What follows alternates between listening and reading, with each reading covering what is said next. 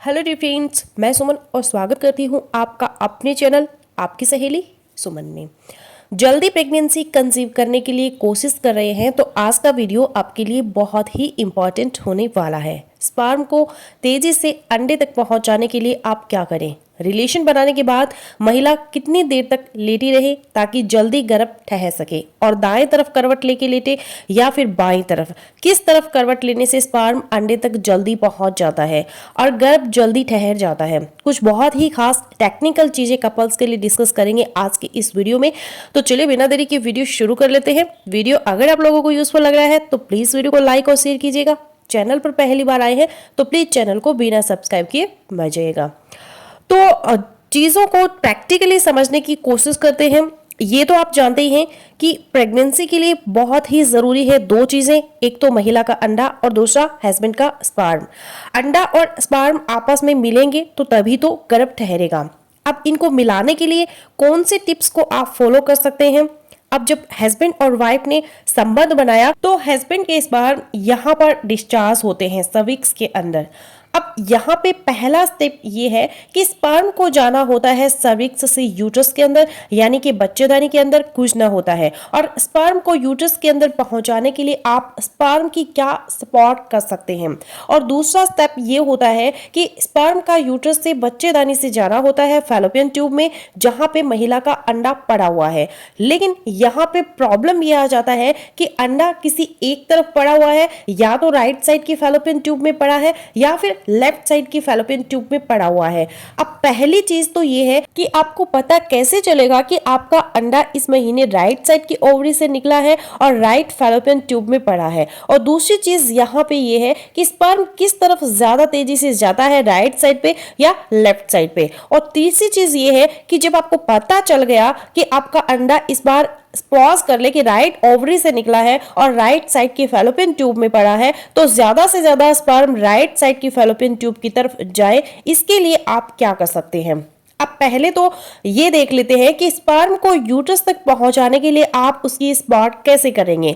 अब यहाँ पे एक चीज मैं आपको बता दूं कि जो टिप्स हम डिस्कस करने वाले हैं या कर रहे हैं, ऐसे कपल के लिए ज्यादा इंपॉर्टेंट नहीं है जो ज्यादा यंग है, फर्टाइल है, हेल्दी है, जिनको गर्भ पहले भी आसानी से ठहर जाता है। लेकिन जो कपल्स इनफर्टाइल है, जिनको कोशिश के बावजूद गर्भ नहीं ठहरा, फर्टिलिटी का ट्रीटमेंट ले रहे हैं, महिलाएं अंडे बनाने वाली दवाइयां खा रही है, या ऐसी महिलाएं जिनकी एक फैलोपियन ट्यूब पहले से बंद है या सर्जरी से निकल गई है, या ऐसी महिलाएं जिनके हस्बैंड के स्पर्म्स कम है, स्पर्म कमजोर है, स्पर्म्स की मोटिलिटी कम है, उनके लिए ये टिप्स बहुत ही जरूरी है, बहुत ही इंपॉर्टेंट है जल्दी प्रेगनेंसी कंसीव करने के लिए।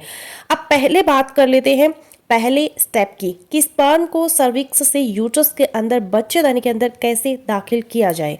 क्योंकि आपका पर्पस अगर प्रेगनेंसी है तो ये बहुत ही ज़रूरी है। तो उसके लिए पहली और इम्पॉर्टेंट चीज़ है पोजीशन।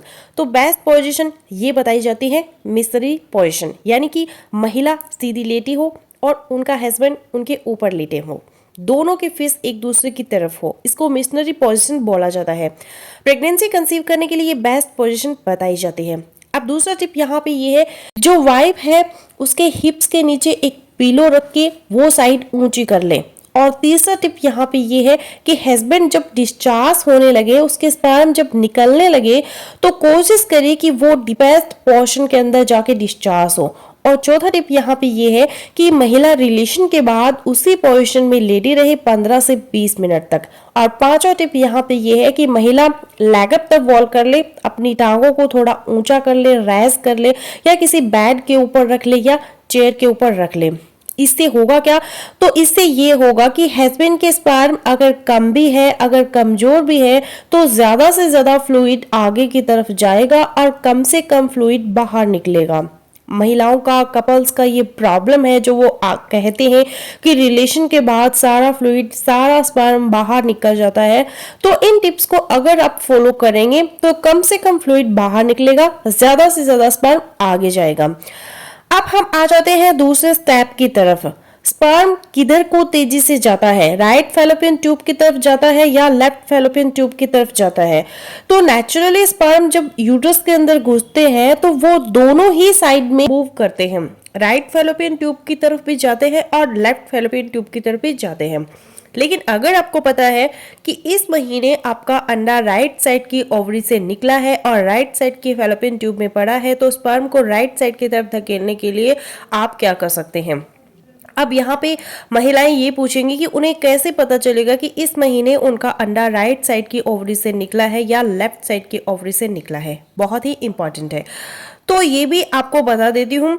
तो उसका एक तरीका तो ये है कि हर महीने आपको अपने ओवुलेशन के सिम्टम पे ध्यान देना है। जो ओवुलेशन के दिन होते हैं, यानी कि आपके पीरियड्स का जो मिड होता है 13वां 14वां 15वां दिन, उन दिनों में कुछ सिम्टम्स आते हैं जब अंडा निकलता है महिला के अंदर, और उन्हीं सिम्टम में एक सिम्टम ओवुलेशन पेन की, यानी कि जिस साइड की ओवरी से एग निकलता है उस साइड में महिला को प्रिकिंग टाइप पेन महसूस होता है। अगर राइट साइड से अंडा निकला है तो नाभि से राइट साइड आपको पेन होगा बेली में, और अगर लेफ्ट साइड से निकला है तो लेफ्ट की तरफ आपको पेन होगा बेली में। अगर पिछले महीने राइट साइड में ऐसा हुआ था तो इस महीने लेफ्ट साइड से अंडा निकलेगा। अब ये तो एक आइडिया है, एक सिम्टम है, लेकिन सारी महिलाएं इसको फील नहीं कर पाएंगी। तो दूसरा तरीका यहाँ पे जो एग्जैक्ट आपको बता सकेगा वो है फॉलिकुलर स्टडी। आप अपने डॉक्टर से मिलकर एक टीवीएस अल्ट्रासाउंड करवा सकती है, जिसमें डॉक्टर आपको देख के बता देंगे कि इस महीने आपका डोमिनेंट मैच्योर फॉलिकल किस साइड पे है। राइट साइड पे है तो राइट साइड से अंडा निकलने के चांसेस है, और लेफ्ट साइड पे है तो लेफ्ट साइड से अंडा निकलने के चांस है। अब ऐसी महिलाएं जिनके अंदर फैलोपियन ट्यूब ब्लॉक है या एक ही फैलोपियन ट्यूब है, तो अगर पिछले महीने उनका ब्लॉक वाली साइड से अंडा निकला था, उस साइड की ओवरी से निकला था, तो वो तो अंडा उनका खराब हो गया।